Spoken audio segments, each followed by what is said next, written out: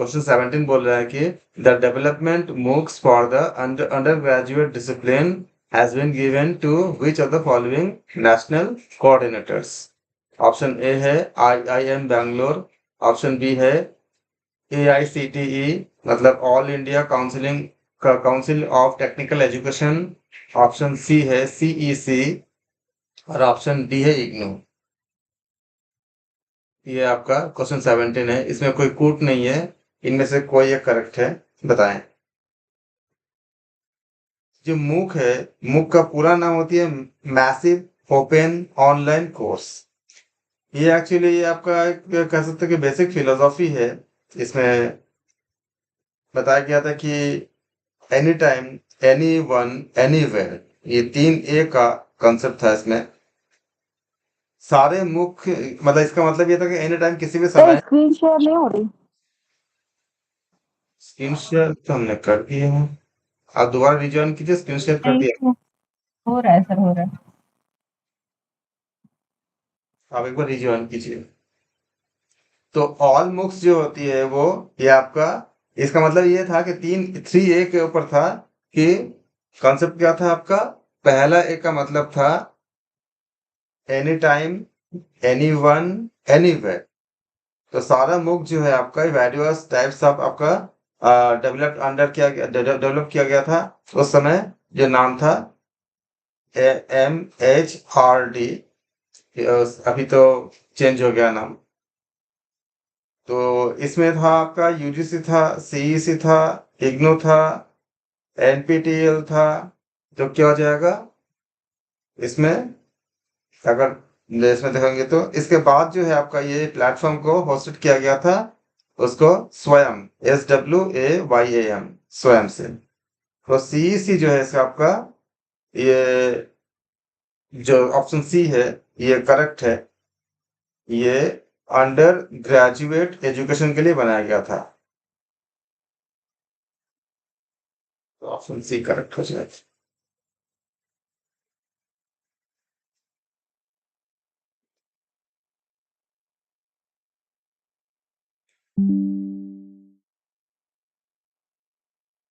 Option question number 18, in a certain coding scheme mother is coded as Q। Question 13 कर रहे हैं। In a certain coding scheme mother is coded as OQVJGT, how will partner be coded in the same coding scheme। उस scheme में partner कैसे code की जाएगी। तो आप क्या देखते हो, क्या लिखा है, मदर का कोड क्या, मदर का आपका कोड क्या है, OQVJGT लिखते हैं इसमें। क्वेश्चन नंबर 18 के लिए मदर MOTHER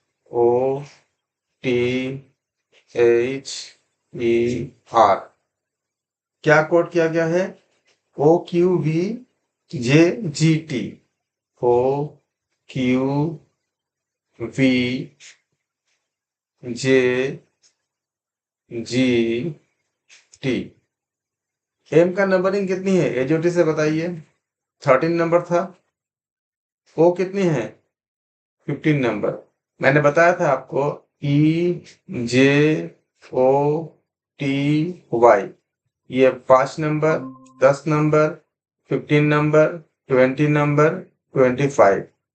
तो एम कितने हैं जे के, जे 10 नंबर है, 10 नंबर पे है, तो JKLM 11 12 13। तो 13 में 13 की जगह क्या किया, 15 किया गया है। तो क्या क्या क्या कोड क्या है, 2 वर्ग यहाँ पे इंक्रीमेंट किया गया है। OPQ, ओ कितने में है 15 पे है, उसका कोड क्या क्या कोड क्या रखा गया, क्यू कितने हैं, PQ मतलब +2 किया गया है। ऐसे ही टी के बाद UV, टी कितनी है 20 पर है, ये कितनी है 22 पर है, मतलब +2 किया गया है। ये 15th हो गया, ये 17th हो गए, ये 22 हो गया। मतलब जो कोड का भी क्या निकल के आ रही है कि सब में आप 2-2 ऐड कर दो तो आपका कोड निकल जाएगा। तो ये आपका रूल आपका निकल रही है। अब इसके बाद जिसको कोड पूछा गया है उसमें क्या करेंगे, हम 2-2 ऐड कर देंगे। तो किसके लिए कोड बताया गया है? How will partner be coded in the same language. P कितने में आती है? ओपी। तो ओ कितने 15 पे है, तो पी कितना होगा 16 हो जाएंगे। 16 में आप 2 ऐड करोगे क्योंकि +2 करने हैं, तो +2 करे कितना आएगा 18। 18 नंबर किसके आती है? आर आती है, पी क्यू आर। तो किससे शुरू होगा? आर से। आर से आपका चारों में शुरू है। फिर क्या आपका ए क्या है? पहला नंबर है, उसमें क्या करोगे आप?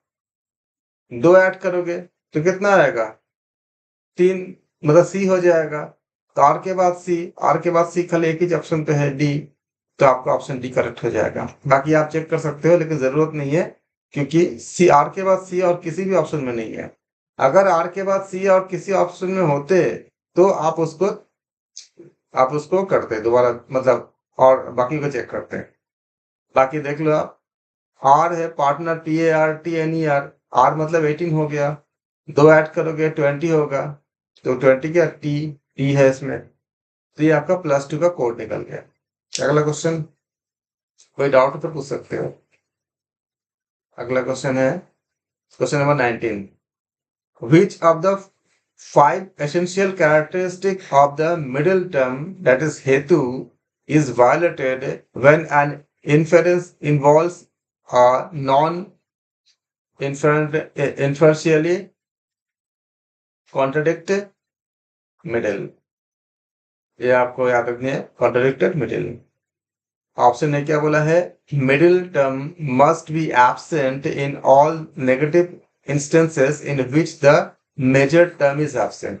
ऑप्शन बी क्या है? Middle term must be non incompatible with minor term, with the minor term. C क्या है? Middle term must be present in the minor term. D क्या है? Middle term must be present in all positive instances in which the major term is present. इनमें से कौन से correct होंगे? आप जानते हो कि जब आपने इसको अध्ययन किए थे कि फैलासीज के जो आपका जो कंटेंट था, इंडियन लॉजिक, आपको जो आपने पढ़ा था, इसमें आपका हेतुअभ्यास के बारे में आपने पूरा अध्ययन किया है। इसमें फैलासी का मतलब होती है कि जो मिडिल टर्म होती है वो हमें मिलती है, और वो एक रीजन तो होती है लेकिन वैलिड नहीं होती है। तो वेस्टर्न लॉजिक फैलासी से नॉर्मली क्या होती है, ये आपका एक फॉर्मल नेचर होती है, लेकिन हम जो फैलासिस पढ़ते हैं इसमें जो लॉजिकल फॉर्म में क्या होती है, आपका इन्फेरेंस की तरह काम करते हैं। तो क्या हो जाएगा इसमें? कौन सा ऑप्शन करेक्ट होगा? Middle term must be non incompatible with minor term, ये आपका आंसर करेक्ट होगा। अगला क्वेश्चन स्टेटमेंट के साथ। Statement 1, in the Aristotle syllogism the major term and the minor term, question 20 कर रहे हैं हम। In the Aristotelian syllogism the major term and the minor term stands apart in the premises, so they are connected by the middle term with each other। और second statement है, इन न्याय syllogism all the 3 terms stands synthesized in the Upanaya।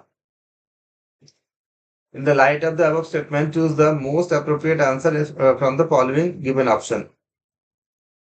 Option ऐसा ही है कि पहले option में दिया गया कि दोनों करेक्ट है, दूसरा ऑप्शन बी है दोनों इनकरेक्ट है, सी है पहला करेक्ट दूसरा इनकरेक्ट, डी है पहला इनकरेक्ट और दूसरा करेक्ट। तो सर इसका मीनिंग नहीं आया समझ में। एरिस्टोटेलियन सिलोजिज्म जो होते हैं जिसमें आपको हेथोअभ्यास के बारे में बताया जाता है, आप हमारे जो भारतीय जो न्याय शास्त्र है, जो न्याय दर्शन है, उसके ऊपर आप उसको अपने वो उस सेक्शन से ये क्वेश्चन है। इसमें बताते हैं कि एरिस्टोटेलियन जो सिलोजिज्म है ये आपका डिडक्टिव फॉर्मल में होती है, डिडक्टिव और फॉर्मल मतलब वे में होती है। डिडक्टिव मतलब क्या होता है? डिड्यूस करना, मतलब जैसे आप किसी चीज को यानी आपके जैसे मैथ्स में नहीं होता डिड्यूस दिस, कि आपको कुछ दिया गया है, उससे आप किसी चीज की उत्पत्ति करो, ये होती है आपका डिडक्टिव। और दो चीज होती है, एक डिडक्टिव एक इंडक्टिव। और ये फॉर्मल होती है। जो एरिस्टोटेलियन जो सिलोजिज्म होती है, ये आपका डिडक्टिव नेचर होती है, फॉर्मल होती है। जबकि न्याय सिलोजिज्म जो होती है वो डिडक्टिव होती है, और डिडक्टिव, इंडक्टिव और फॉर्मल मटेरियल तीनों होती है इसमें। तो न्याय जो होती है वो आप कह सकते हो कि न्याय जो हमारे जो पूरा जो सिलेबस है, मतलब न्याय न्याय न्याय दर्शन जो होती है, इसमें रिजिडली एक रिगार्ड करते हैं कि डिडक्शन आपका करने के लिए। और इसका संबंध क्या होती है कि आप जब इसका मिडिल टर्म के साथ इसका संबंध होती है कि जब आप हेक्टोअभ्यास का पढ़ते हो, बीच की जो टर्म होती है उसके साथ ये संबंध होती है। इस चैप्टर का आप अच्छे से पढ़ोगे इसको, तो इसमें से क्या हो जाएगा, जो बताया इसमें न्याय इन द स्टेटमेंट 1 और स्टेटमेंट 2। तो स्टेटमेंट 1 में क्या बताया गया है कि in the Aristotelian syllogism, the major term and the minor term stands apart in the premises through they are connected by the middle term with each other। तो ये करेक्ट है, क्योंकि इनका सिलोजिज्म में बताते हैं कि इनके पास क्या होती है एरिस्टोटेलियन सिलोजिज्म में, कि केवल डिडक्टिव होती है और फॉर्मल टाइप की होती है। जबकि न्याय में क्या होती है, डिडक्टिव, इंडक्टिव और फॉर्मल मटेरियल, तीन ये मतलब दोनों होती है। दोनों स्टेटमेंट सही है ना सर? हाँ, तो स्टेटमेंट 2 में क्या बताते हैं, ये आपका जो स्टेटमेंट 1 है ये एरिस्टोटेलियन सिलोजिज्म के बारे में है, जो सही है। और स्टेटमेंट 2 क्या बता रहा है, न्याय सिलोजिज्म के बारे में। All the three terms stand synthesise in Upanaya. हमने क्या बोला कि एरिस्टोटेलियन सिलोजिज्म में क्या कहते हैं, डिडक्टिव एंड फॉर्मल। और न्याय में क्या बताते हैं, डिडक्टिव, इंडक्टिव एंड फॉर्मल।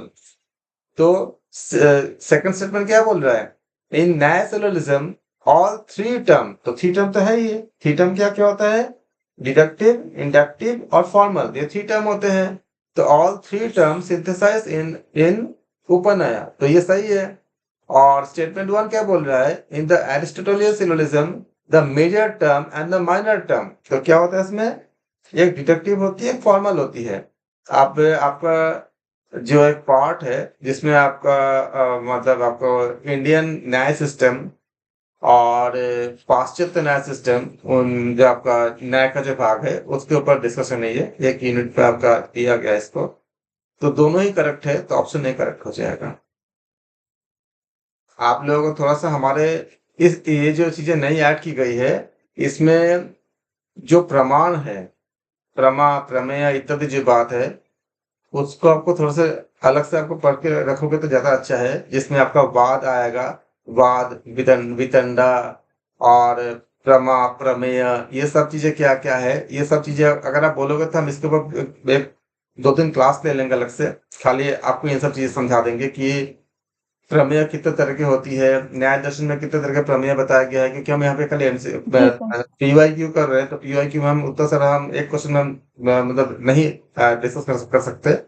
उसके लिए 2-3 क्लास लग जाएगा, हम खाली उसको डिस्कस कर देंगे कि क्या होती है आपका प्रमाण, क्या होती है, कितने तरह का प्रमाण होती है, न्याय दर्शन कितने प्रमाण को एक्सेप्ट करता है, योग दर्शन जैसे 3 प्रमाण को एक्सेप्ट करता है, न्याय 4 को करता है।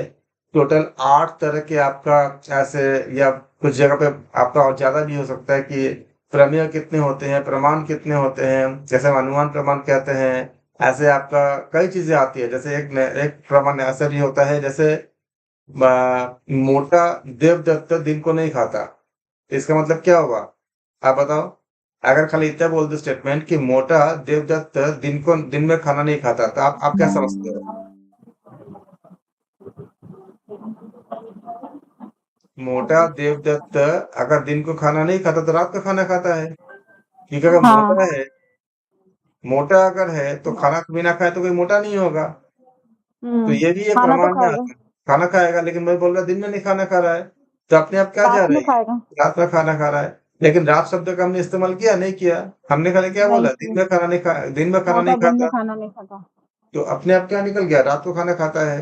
तो इस तरह के जो प्रमाण होते हैं ना, ऐसे भी कई प्रमाण हैं जो, ये प्रमाण योग दर्शन में नहीं है लेकिन बाकी जगह पे है, क्योंकि फर्स्ट पेपर में आपको ऐसे क्वेश्चन बहुत पूछे जाते हैं, तो हम इसके ऊपर अलग से आपको सब कुछ समझा दूंगा, 3-4 क्लास लगेंगे इसके लिए और अच्छे से हो जाएगा सारा। अगला क्वेश्चन है क्वेश्चन 21 में, which of the following are correct in the case of learning management system. इसमें पूर्व भी है इस क्वेश्चन में आपका, इसमें 3 स्टेटमेंट दिए गए हैं क्वेश्चन नंबर 21 में। LMS is a software. ये जो क्वेश्चन 20 था ना, इसको आप याद रखना क्योंकि इसके ऊपर क्वेश्चन पूछे बहुत जाते हैं। ये अभी जब हमने किया क्वेश्चन 20 स्टेटमेंट के ऊपर, सिलोजिज्म के ऊपर। सिलोजिज्म में बहुत सारे चीजें हैं। अभी हमने न्याय किया। अभी अगर आप हमारा डिस्कस करने से पहले अगर पढ़ते तो शायद आपको बहुत सारी चीजें नई नहीं लगती। अरिस्टोटेलियन सिलोजिज्म क्या होता है, ये पाश्चात्य न्याय से संबंधित होता है। और जो न्याय सिलोजिज्म क्या होता है, ये हमारे भारतीय न्याय से संबंधित होता है। ये सब चीजें आपको अच्छे से एक दर्शन ही हमारे अलग से है, न्याय दर्शन। इसमें सब चीजें समझाई गई है, सारा चीजें। जी sir. Okay. Which of the following are the correct in the case of learning management system? LMS. LMS is a software. पहला स्टेटमेंट ही है, क्वेश्चन 21 कर रहे हैं। LMS can be used for virtual teacher student group. LMS is a hardware. ये आपको 3 बातें बताई गई है। अब इसके बाद आपको कोड दिया गया है। तो लर्निंग मैनेजमेंट सिस्टम जो LMS होती है, ये मैं आपको थोड़ा सा समझा दे रहा हूँ। ये एक सॉफ्टवेयर एप्लीकेशन होती है। ये एडमिनिस्ट्रेशन काम के लिए डॉक्यूमेंटेशन, ट्रैकिंग करना, रिपोर्टिंग करना या कुछ सीखना, मतलब आप कह सकते हो कि रिपोर्टिंग ऑफ लर्निंग कह सकते हो। रिपोर्टिंग ऑफ लर्निंग एक्टिविटीज जो हम अध्ययन करते हैं, इसकी जो रिपोर्टिंग की जाती है, इस अभी आपने जो स्टडीज किए हैं इसको पूरा रिकॉर्ड रखते हो। इसका जो आपको ये जो भी एक्टिविटीज करते हो, ये सारा चीजें इसको करने के लिए जो आप इवेंट करते हो, इसके पूरा एक डॉक्यूमेंट बना देते हैं। इसको हम पूरा रिकॉर्ड रखते हैं, इसको पूरा रिपोर्टिंग करते हैं। तो ये आपका इन सब काम के लिए ज्यादातर आपका जो है LMS यानी कि लर्निंग मैनेजमेंट सिस्टम, LMS जो है ये आपका यूज की जाती है। ये एक वेब बेस्ड आपका फैसिलिटी है और ये किसी भी समय किसी भी जगह पे आप इसको यूज कर सकते हो, एनी टाइम एनीवेयर इसको एक्सेस कर सकते हो। इसमें लर्निंग, कंटेंट, एडमिनिस्ट्रेशन, ये सब चीजें इसमें आती है। कुछ LMS क्या होती है, ऐसा भी है जो हेल्प करता है आपको कि जो पर्टिकुलर चीजों को डिलीवर करने के लिए, मैनेज करने के लिए, इंस्ट्रक्टर लीडिंग जो आपका जो चीजें होती है उसको करने के लिए, ये सब ये आपका पूरा काम आती है। यहाँ तक कि इसमें आपका जो LMS है, ये स्ट्रैटेजिक सॉल्यूशन देता है प्लानिंग करने के लिए, डिलीवरिंग करने के लिए, मैनेजिंग करने के लिए, जैसे कि लर्निंग आपका लर्निंग इवेंट्स वगैरह के बारे में। ये ऑनलाइन वर्चुअल क्लासरूम और इंस्ट्रक्टर, जैसे आपका पर्टिकुलर इंस्ट्रक्टर एलईडी कोर्सेज जो होती है, इन सब चीजों पे काम आता है। ये जनरली जो होती है LMS, ये आपका नॉर्मल आया था कि 2009 में ये सारा चीजें के बारे में ये पार्ट आई थी। ये सेंट्रलाइज और ऑटोमेटिक एडमिनिस्ट्रेशन का काम करती है। ये use of self service and self guided services का काम करती है। ऐसे कई जगह इसमें आपका काम होती है। जब आप इसको जान सकते हो कि LMS क्या होता है, अब आप इसका आंसर कर सकते हो। पूछा गया है ABC ABC ABC BCD CDE और भी है इसमें। अच्छा ऊपर है, सॉरी खुद इसके ऊपर है। ये आपका 21 का स्टेटमेंट पहला है, LMS is a software. Statement 2 है, LMS can be used for virtual teacher student group. Statement 3 है, LMS is a hardware. Statement 4 है, मतलब डी स्टेटमेंट है, LMS can be used for online quizzes.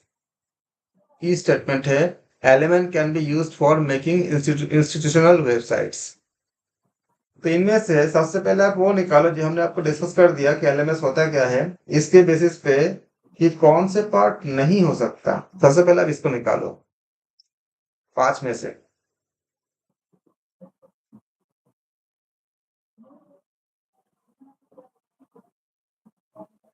पहले क्या बोला है आपका? LMS is a software. Sir ये तो LMS करेक्ट है। LMS can be used for virtual teachers student group. LMS is a hardware. ये 3 यहाँ दी गई है और ऊपर दी गई है आपका LMS can be used for online quizzes. LMS can be used for making institutional websites.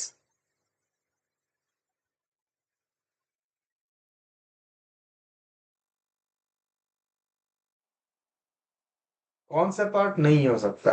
ये आपका आसान कर देगा।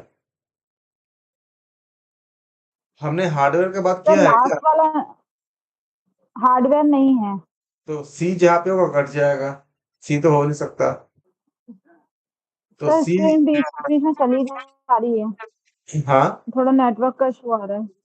थोड़ा नेटवर्क का इशू आ रहा है, स्क्रीन बार बार चली जा रही है। कोई नहीं, मुझे ऊपर नीचे करना पड़ रहा क्योंकि उसका क्वेश्चन ऊपर नीचे है थोड़ा सा। तो आप देखो अच्छा। सी तो नहीं हो सकता, तो जहां पे यहाँ सी है काट दो। सी नहीं तो है। ऑप्शन बी कट गया आपका। और बाकी क्या बोला है इसमें? ई में क्या बोल रहा है? LMS can be used for making institutional website. तो मैंने आपको सर कहीं नहीं ये भी बोला नहीं है। ये कि भी नहीं है। ये कभी हाँ ये भी वेबसाइट नहीं को है। नहीं बनाता है। वेब बेस्ड हो सकता है लेकिन वेबसाइट नहीं बनाता है। तो ई भी कट गया। ई कटेगा तो क्या होगा? डी ऑप्शन डी कट गया।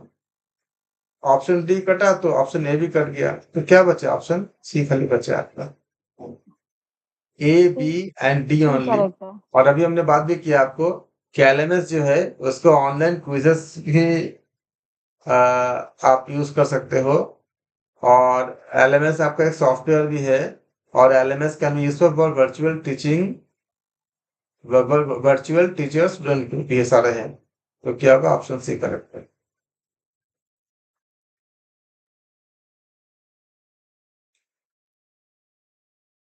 अच्छा उनका स्क्रीन शेयर नहीं हो रहा था ना?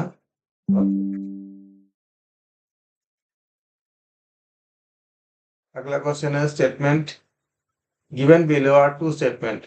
स्टेटमेंट 1, मिलेनियम डेवलपमेंट गोल, ये इसके बारे में हम पहले भी बात कर चुके थे। MDGs had a total of 31 target to be achieved by 2015।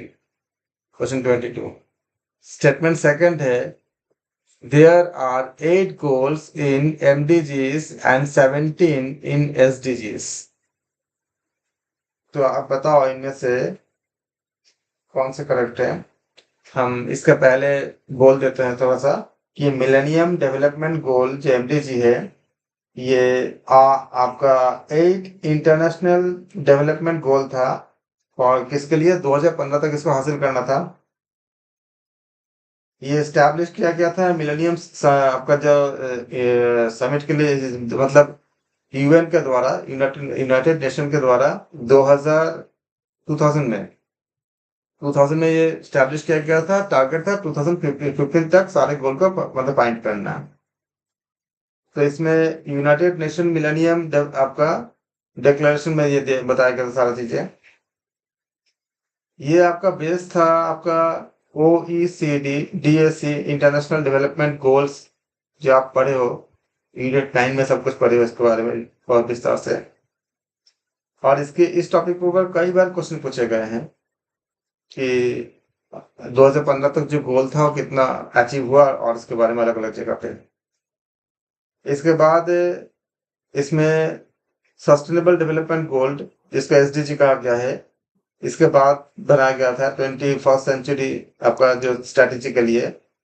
ये MDGs ये कब बनाया गया था? ये आपका ये इसके बाद जो आपका 2016 में आया था ये कि सस्टेनेबल डेवलपमेंट गोल SDG, ये सक्सीडेड ऑफ MDGs था। और ये 2016 में आया था। ये सस्टेनेबल डेवलपमेंट गोल ये आपका ये कलेक्शन था 17 इंटरलिंक्ड ग्लोबल गोल्स के साथ। ये डिजाइन किया गया था, ये शेयर किया गया था ब्लूप्रिंट को। किसके लिए? पूरा दुनिया में जो आपका जो पीस और प्रॉस्पेरिटी के लिए इस प्लेनेट में, इस धरती पे। क्योंकि हम देखते हैं कि ग्रीन हाउस से फिर बहुत सारी चीजें ऐसे आ रही है जो पूरे मानवता के लिए बहुत सारी दिक्कतें आ रही है। तो इसलिए SDG जो है ये आपका एसडीजी आप कह सकते हो कि सेटअप किया गया था 2015 में, मतलब 2015 में यूनाइटेड नेशन जनरल असेंबली, इसको यूएनजीए भी कहते हैं शॉर्ट में, यूएनजीए। जब आपको कभी क्वेश्चंस आएंगे तो आप देखोगे इसमें होता है ये यूएनजीए।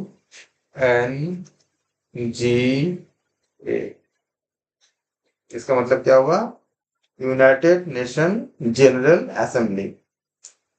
और ये इंटेंडेड था कि ये आपका कि इसका टारगेट था कि ये 2030 तक अचीव करनी है, ये इसका सा टारगेट है, लक्ष्य है।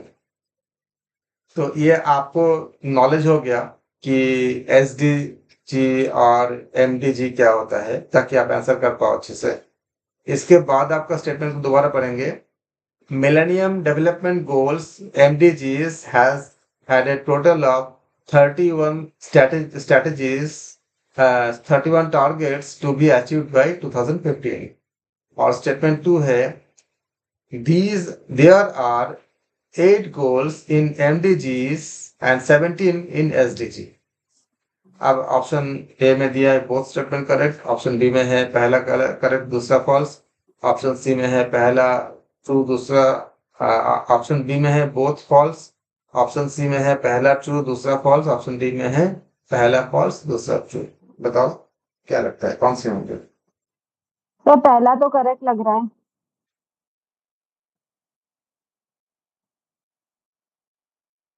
मैंने अभी बताया दोनों ही था करेक्ट है। आपको, पहला करेक्ट कैसे होगा? एमडीजी में कितना था? एमडीजी में 31 target to be achieved by 2015।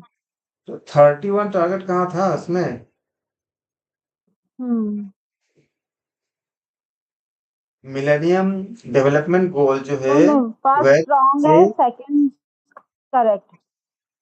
हाँ फर्स्ट रॉन्ग है और सेकंड ट्रू है, तो second is option correct. Option number D. D. यहाँ पे आपके पास नॉलेज के साथ साथ क्वेश्चन को समझना दोनों चीजें जरूरी होती है। नॉलेज तो चाहिए चाहिए, क्योंकि जैसे हम पहले डिस्कस कर दिया एमडीजी क्या होता है, एसडीजी क्या होता है, क्या क्या सब चीजें हैं। एसडीजी। लेकिन उसके बाद आपको क्वेश्चन को पढ़ के समझ में भी आना चाहिए, बस इतनी सी है। आपको देखो यही दिक्कत होती है ना, पेपर हम क्यों सॉल्व करते हैं, नॉलेज होने के बाद भी हम इसको कनेक्ट नहीं, कभी कभी हम कनेक्ट नहीं कर पाते ना, उस चीज को सही करने हैं। बस ये आपको मतलब इसका फायदा है। अगला क्वेश्चन है question 23। Two numbers are in the ratio 6:7. If 12 is added to each number, their ratio becomes 7:8. Find the numbers. बहुत इजी क्वेश्चन है। कितना आया, कितना होगा बोला आंसर? दो नंबर बोला है, दो नंबर का रेशियो, जब रेशियो होता है तो हम क्या करते हैं, हम के मान लेते हैं, कोई कांस्टेंट मान लेते हैं। पहले नंबर का मान लेंगे 6 के, दूसरे का मान लेंगे हम 7 के। करो आप।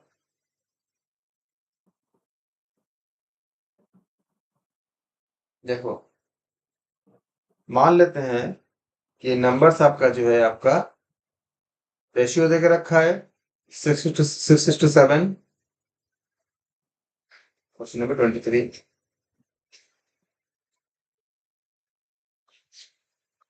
लेट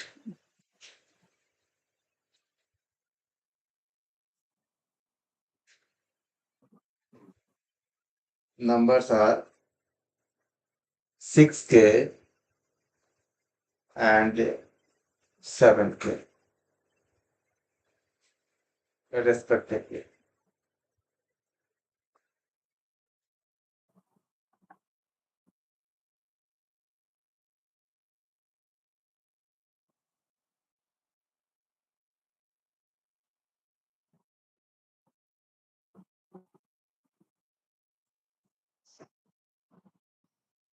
तो क्वेश्चन क्या बोला है, 6:7। इफ 12 इज एडेड, अगर 12 ऐड कर दोगे तो 80 मतलब अकॉर्डिंग टू क्वेश्चन क्या हो जाएगा, 6k + 12 by 7k plus 12 is equal to, नया रेशियो कितना बनता है 7:8, यानी 7/8। 8 into 6k plus 12 is equal to 7 into 7k plus 12। सॉल्व करें कितना आया? This implies 49k plus 84 is equal to 48k plus 96। ठीक है, हमने क्या किया, हमने क्रॉस मल्टीप्लाई कर दिया। लेकिन आपको और लिख देता हूँ ऊपर। क्रॉस मल्टीप्लाई करोगे तो कितना होगा 8 into 6k plus 12 is equal to 7 into 7k plus 12। अब इसको अगर क्रॉस मल्टीप्लाई करना, ब्रैकेट ओपन करते हो तभी वही बनता है।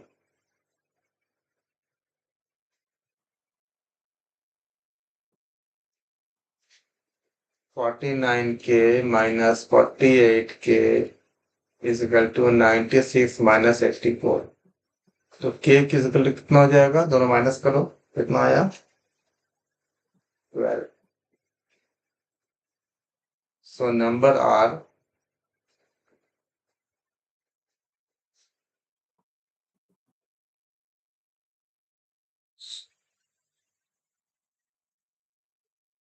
सिक्स क्या था, 6k and 7k, 6 into 12 and 7 into 12।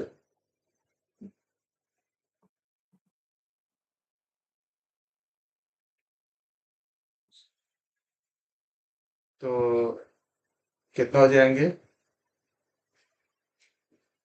72 72 और 84।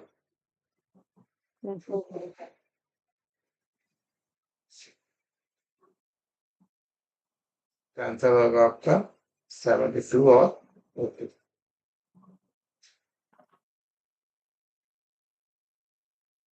ऑप्शन कौन से करेक्ट हो जाएंगे, 72 ऑप्शन नहीं करेक्ट।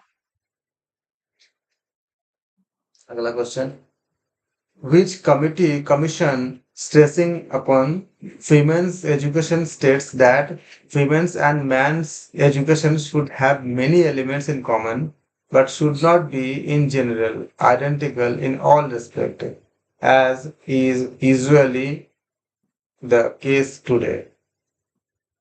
तो इसके बारे में पूछा गया है। Option A B C D ये किन्होंने बताया था।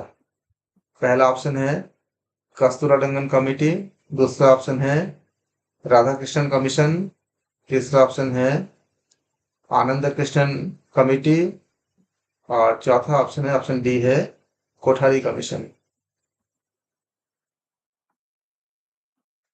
तो आप इसको कोठारी कमीशन।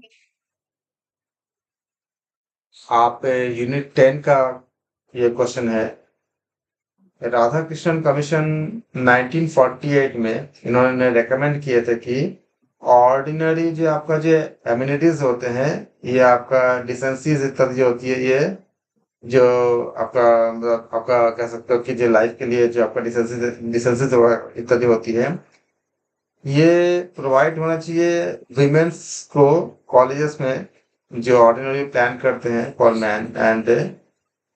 तो इनके साथ जो है उन्होंने इस बात को डिस्कस किए थे कि एजुकेशनल अपॉर्चुनिटी फॉर वुमेन्स इत्यादि के बारे में। इनके कमीशन ने, राधाकृष्णन कमीशन ने ये बताया था कि एक तो ये उन्होंने बताया था कि ये आपका जो है they shall not try to imitate man but shall desire as good education as women, as man gets as man, women and man education should have many elements in common। बहुत से चीज इसमें कॉमन होते हैं, लेकिन इसको हम generalise नहीं कर सकते, but should not be general, इसको मतलब सामान्यकरण नहीं करना चाहिए, या should not be general be identical in all respect as is usually case today. तो ये बात जो उन्होंने एज इट इज बताया था, ये किन्होंने बताया था? ये बताए थे राधा कृष्णन कमीशन ने बताए थे। आपने देखा राधा कि कृष्ण कमिश्नर। ये इस तरह के क्वेश्चंस पूछे जाते हैं कि मैं बोला था आपको कि किस कमीशन ने क्या-क्या बातें बताई थी या किस कमिटी ने क्या-क्या बातें बताई थी, ये आपको याद रखनी है। तो यहाँ से क्वेश्चन था ये। क्वेश्चन नंबर 25 करेंगे। Which of the following are the traits of non verbal communication? इसमें 5 स्टेटमेंट दी गई है। It has limited meaning, statement 1 है। स्टेटमेंट 2 है, it does not have substitution. 3 है, it can convey contextual meaning. 4th है, it can influence receptors. 5th है, it can affect personal relationship. तो आपको बतानी है कि इनमें से नॉर्मली क्या होता है ना, जो नॉन वर्बल जो आपका जो कम्युनिकेशन होता है, इसमें कुछ कैरेक्टरिस्टिक होती है इसका, जो आपको इस कम्युनिकेशन में आपको जो बातें याद रखनी है।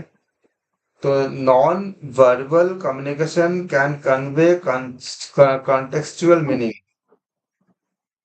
और it can influence report receptors, and it can affect personal relationship.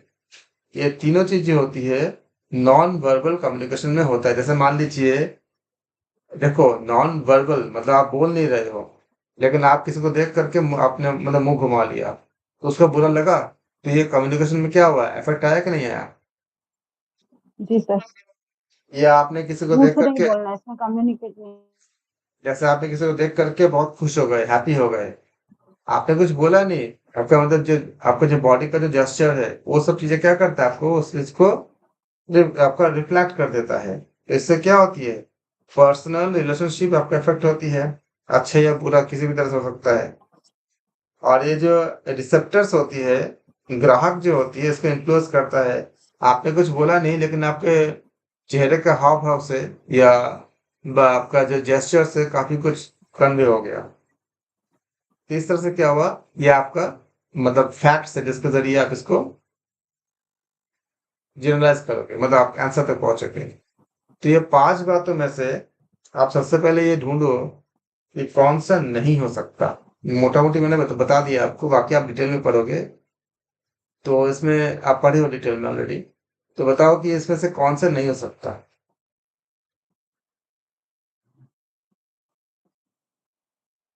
It has limited meaning, क्या ये सही है?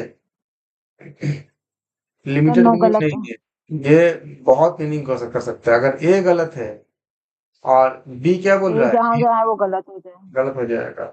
It doesn't be have substitutions. B क्या बोल रहा है, बी बोल रहा है it does not have substitution, ये भी गलत है। सब्स्टिट्यूशन किसका होता ही है। ओके। लास्ट के सही है, सी डी ई। तो आप देखो कि जहाँ पे ए बी के साथ कुछ होगा तो गलत हो जाएगा वो। तो sir option C A option गलत। करेक्ट है। हाँ, ऑप्शन डी गलत। C D E option C पे। तो देखा आपने, रॉन्ग आंसर एलिमिनेशन कितने जल्दी आपके आंसर तक पहुंच जाते हैं आंसर तक। ऑप्शन सी करेक्ट है। Question 26, meaning of transmitted message in communication. Option A है सेंडर एक्टिविटी, ऑप्शन बी है रिसीवर्स एक्टिविटी, ऑप्शन सी है चैनल एक्टिविटी, ऑप्शन डी है कोलैबोरेटिव एक्टिविटीज।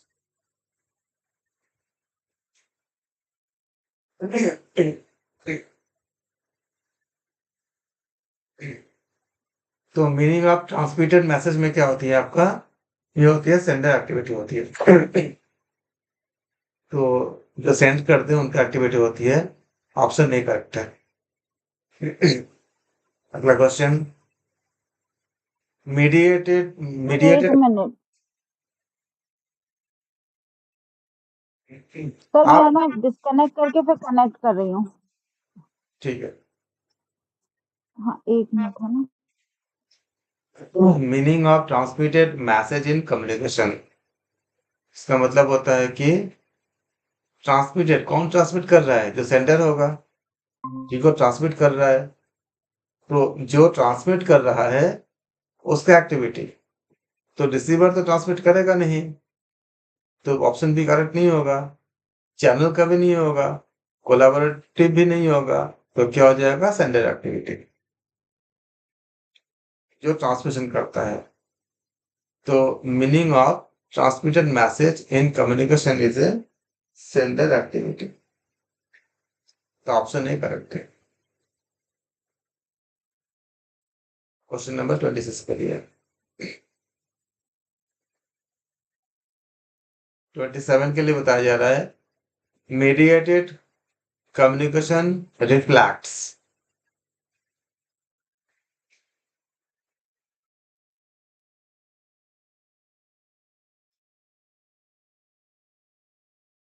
ट्वेंटी सिक्स में 1 मिनट आप चेक कर लेना। क्या बोला है? Meaning of the transmitted message in the communication, option D का ज्यादा ज्यादा सही है। कोलैबोरेटिव एक्टिविटी, ऑप्शन डी ज्यादा सही है इसमें।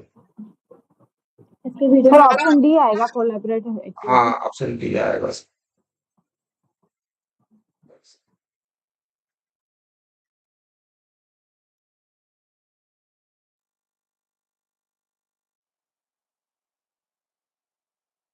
4 में से ज्यादा आप जो है डी करेक्ट है। कोलैबोरेटिव एक्टिविटी, कोलैबोरेशन में सकती है कम्युनिकेशन।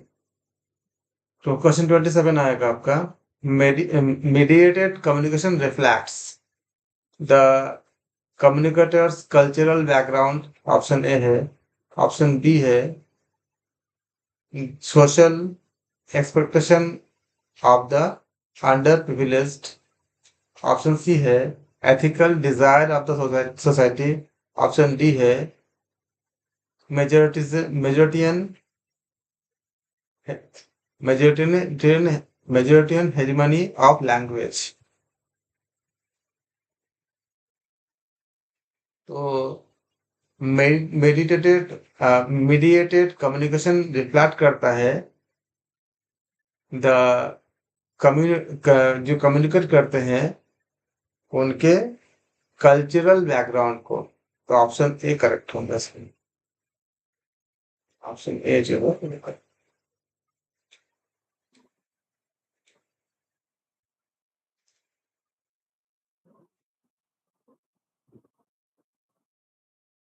अगला क्वेश्चन,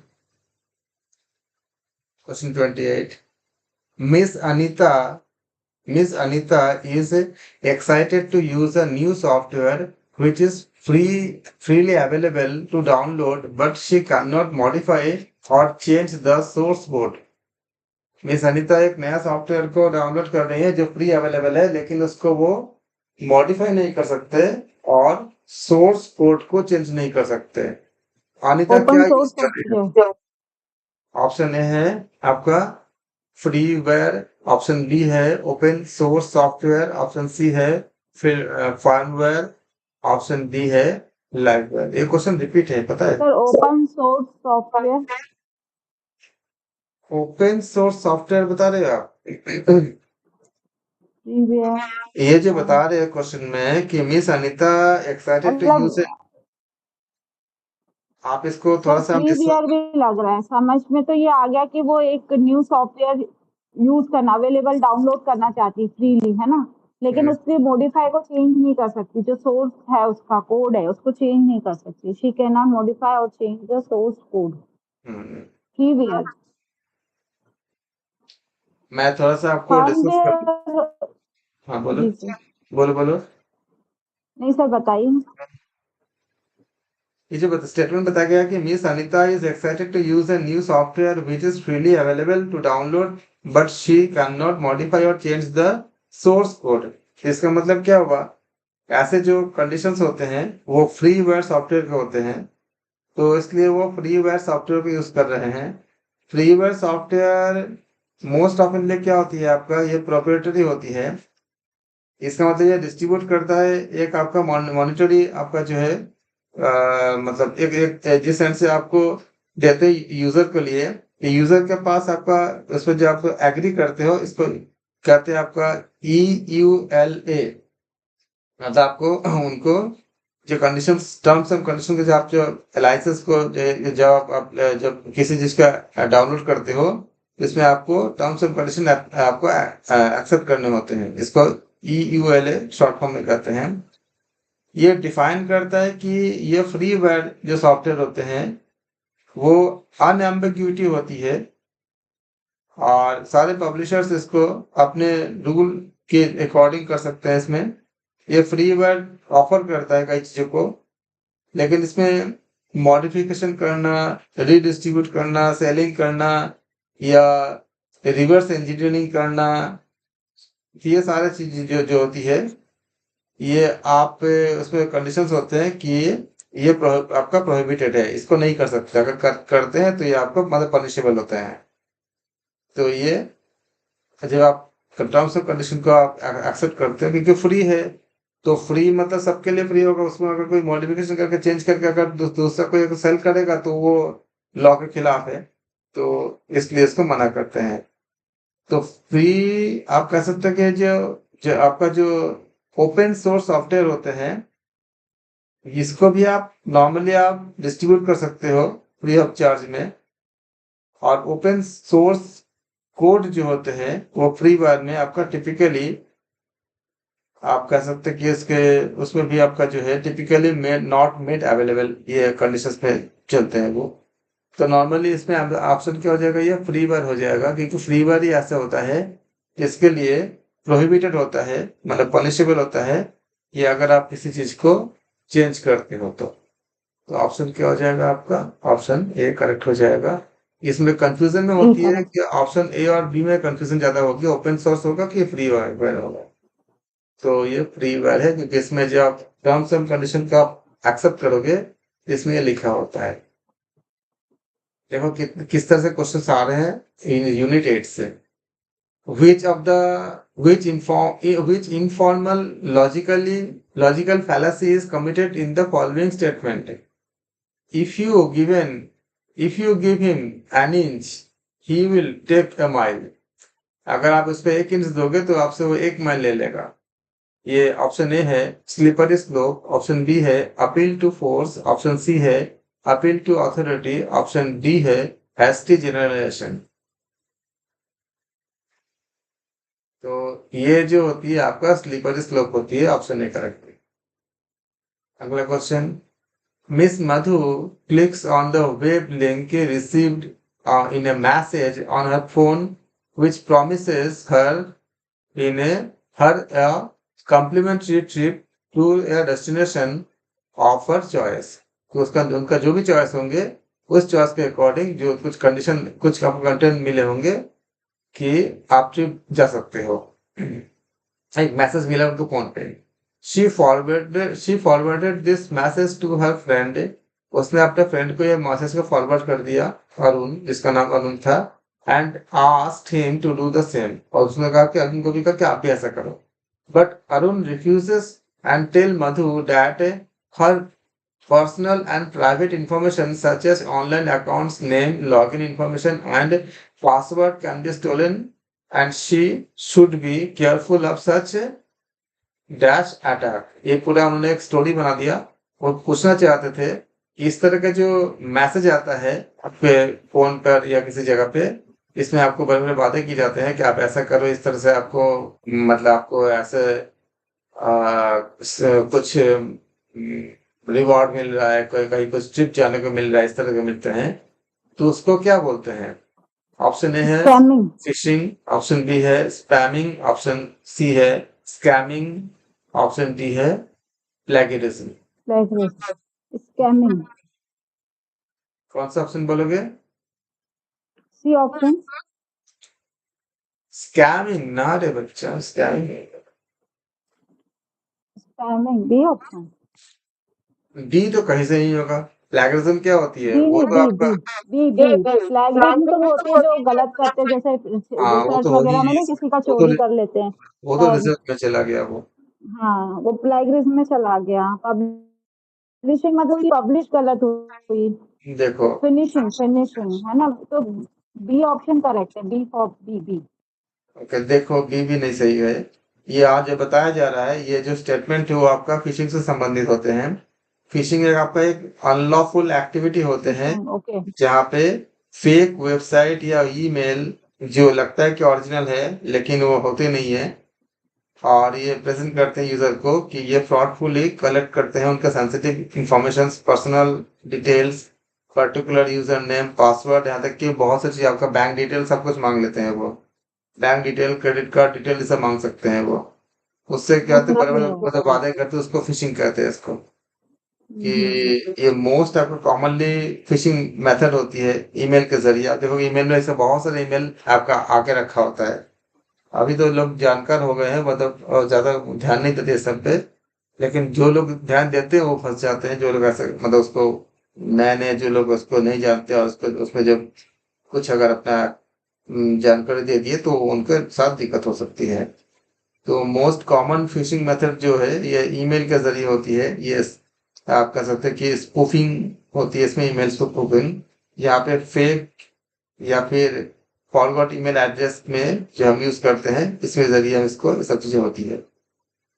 अगर आप बहुत केयरफुली देखोगे तो उसका जो यूआरएल एड्रेस फेक होती है। लेकिन यूआरएल एड्रेस में हम बहुत ध्यान देते नहीं है, लेकिन ध्यान दोगे तो पता चलेगा फेक है वो। ये नॉर्मली आपका जो है यूज करते हैं लोगोस को, जैसे लोगो इत्यादि इस्तेमाल करके। और इस तरह से करते हैं कि लोग उसको अलग करने में बड़ा मुश्किल, मतलब बहुत ध्यान से नहीं देखोगे तो अलग करना मुश्किल हो जाता है।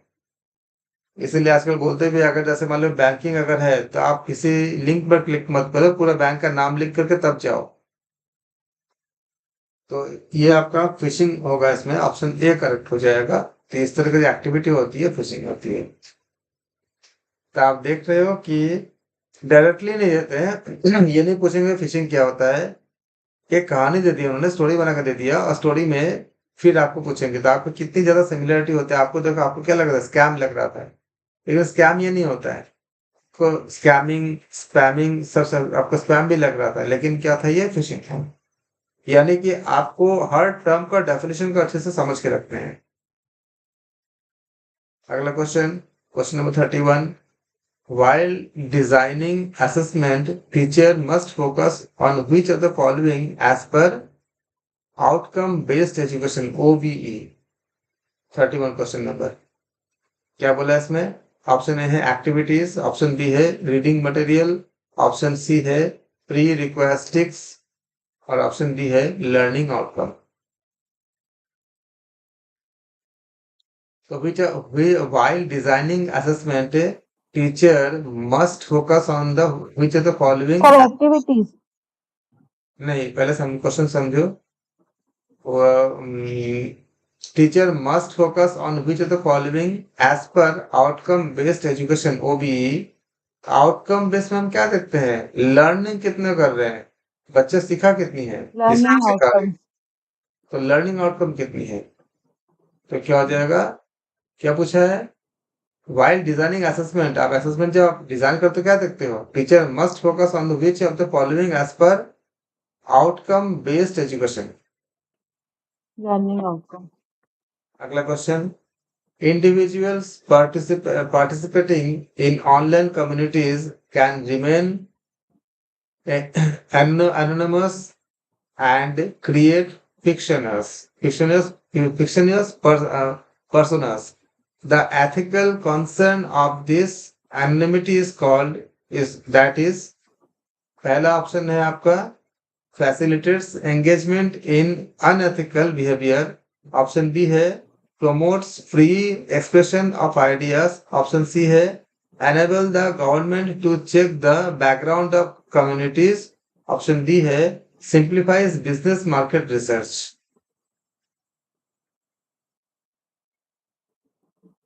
तो individual participating in online communities can remain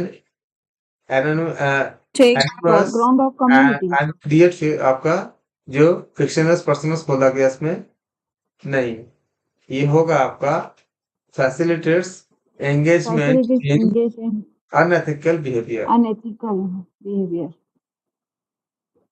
question 33, dissolved oxygen, DO, is important for, option A है ड्रिंकिंग वाटर, ऑप्शन बी है रेन वाटर, ऑप्शन बी है सी है अंडरग्राउंड वाटर, ऑप्शन डी है रिवर वाटर।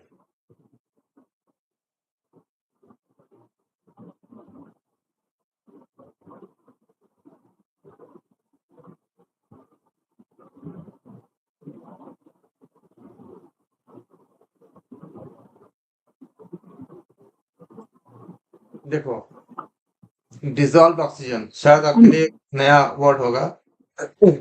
डिसॉल्व ऑक्सीजन का मतलब होता है कि amount of free oxygen available in river system, ये होती है। तो ये आप जान रिवर लोगे तो वाटर। आपके लिए ज्यादा अच्छा होगा। हाँ जी। नहीं सर, कुछ नहीं।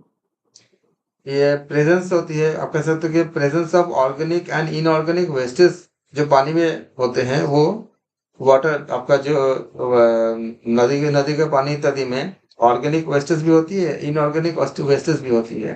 तो organic and inorganic wastage in water decreases the dissolved oxygen content in the water. और पानी में बहुत से जीव भी रहते हैं, जैसे मछलियां रहती है रिवर वगैरह में, तो उनको भी ऑक्सीजन चाहिए।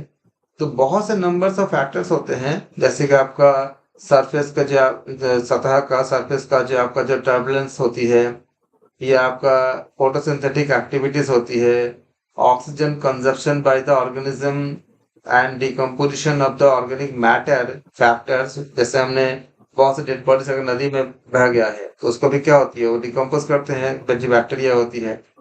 तो सब फैक्टर्स होते हैं कि जो कि आपका डिटरमाइन करता है कि अमाउंट ऑफ डिजॉल्व ऑक्सीजन यानी डीओ कितना अमाउंट ऑफ प्रेजेंट रहेगा पानी में। ये सारे फैक्टर्स इसमें काउंट होते हैं। तो quality of water increases with the increase in dissolve oxygen level. तो इसका ऑप्शन क्या हो जाएगा, ये सबसे ज्यादा इंपॉर्टेंट क्या होगा, रिवर वाटर। River water. अगला question, question 31। If the statement, क्या बोला स्टेटमेंट में, some officers are not honest. 34 question number. If the statement some officers are not honest is given as false, then which of the following statements can be inferred to be true? Statement say all honest beings are officers. Statement B है some officers are honest. Statement C है no officers are honest. Statement D है all officers are honest. इसके बाद आपको नीचे कूट दी गई है, आपको ABCD में चूज करनी है। तो यहाँ भी आप सबसे पहले आप रॉन्ग आंसर एलिमिनेशन मेथड को आप अप्लाई करने की कोशिश करो। Sir no officers are honest, ये तो गलत हो गया, सी कट जाएगा। देखो, इसमें स्टेटमेंट है some officers are some not officers honest, are not ये फॉल्स है। ऑनेस्ट। अगर ये फॉल्स है, जब फॉल्स, ट्रूथ इसको क्या ट्रू होगा, में तो करना उसका है। उल्टा ट्रू होगा। तो सम ऑफिसर्स अगर नॉट ऑनेस्ट, इसका मतलब क्या हुआ, सम ऑफिसर्स आर ऑनेस्ट। तो सम अगर ऑनेस्ट होगा तो ऑल तो नहीं होगा, तो ऑप्शन ये आपका स्टेटमेंट है रॉन्ग हो गया। तो स्टेटमेंट ए जहां रॉन्ग हो हमें उसका तो आप डी गलत, तो खराब, डी तो ऑल ऑनेस्ट, तो मतलब सी कट और गया। सर डी भी तो कट जाएगा, ऑल ऑफिसर्स, सी और कट गया, ए कट गया। बी कट क्या क्या बोल रहा है कि तो सम ऑफिसर ऑनेस्ट, मतलब बी आपका रहेगा, क्योंकि बोला है इसको उल्टा क्या होगा, हाँ, सम हाँ, ऑफिसर तो all are not officers, honest. हाँ, क्या बोल रहे हो। बी ऑप्शन करेक्ट है, बी ऑप्शन तो रहेगा ही रहेगा, सम बी रहेगा ऑफिसर्स ही। Are honest. तो बी कहाँ पर है, बी आपका ए के साथ है, डी के साथ है। तो ऑप्शन हम्म, बी आपका कट गया, क्योंकि से बी होना चाहिए हम्म, ऐसे। हम्म। सर तो डी अभी कट हम गया तो अब डी तो रहेगा ही नहीं, तो बी ओनली। अभी हम काटते नहीं है, देखते हैं। लेकिन ये पता चल गया कि जी बी जी होना ही जी। होना है। अब आगे देखो बी आगे कहीं है कि नहीं है। हाँ हाँ। नो ऑफिसर और ऑनेस्ट, तो सी तो होना नहीं है, क्योंकि सम अगर ऑनेस्ट नहीं, फॉल्स है सी तो भी कट सब, गया। तो सी कट गया। तो सी अगर सी यहाँ पे कोई है हम्म, भी नहीं है। All hmm, officer are honest, बस इसी जगह पे आपको सारा कुछ कुछ आता है कि अगर ऑल हाँ। ऑफिसर्स आर ऑनेस्ट हो तो क्या सम ऑफिसर ऑनेस्ट होगा। नहीं होगा ना सर, अभी तो डी कट जाएगा। नहीं, बताओ पहले, अगर सारे लोग ईमानदार हैं तो उसमें से कुछ लोग ईमानदार होंगे। ऑल ऑफिसर्स नहीं, जैसे सम कहाँ से आएगा सर। आपकी कंपनी है, उसमें 10 लोग है, 10 लोग ईमानदार है। उन 10 लोग में से अगर मैं 3 लोग ले लूंगा तो वो 3 लोग ईमानदार होंगे कि नहीं होंगे। हम्म, अगर ऑल आपका ऑफिसर्स कहना है कि दोनों ही करेक्ट है। अगर ऑल ऑफिसर करेक्ट है तो उसमें सम ऑफिसर आते हैं कि नहीं आते हैं? ऑल में सम आता है, आते सम हैं में आते ऑल नहीं हैं आता है। आते हैं आते हैं आते हैं। ऑल ऑफिसर और करेक्ट अगर मतलब सही है। ऑल 10 है, 10 में से 3 आपने लिए, 3 भी ऑनेस्ट ही है, तो सभी ऑनेस्ट हुए ना। हाँ, सारे अगर ऑनेस्ट है तो सम भी सम ऑनेस्ट होगा उसमें, ये गलत तो नहीं हुआ। हाँ हाँ। उल्टा नहीं हो नहीं सकता, नहीं, अगर बोले कि सम तो ऑनेस्ट है। मतलब डी ऑप्शन करेक्ट हो गया, राइट। तो मतलब बी और डी दोनों करेक्ट है, तो बी और डी कहाँ पर है? ऑप्शन डी के साथ। D option, D option. समझे कितने बारीकी से देखने होते हैं ना। जी सर। 35 में क्या बोला जा रहा है? Which of the following is the name of the founder of classical Indian school of logic? Sir तुम्हारे 35 रह गया। हाँ 35। अच्छा 35 रहेगा वो 35। Which of the following tools can be used for the traditional offline teaching? Projector, PowerPoint, physical model, LMS.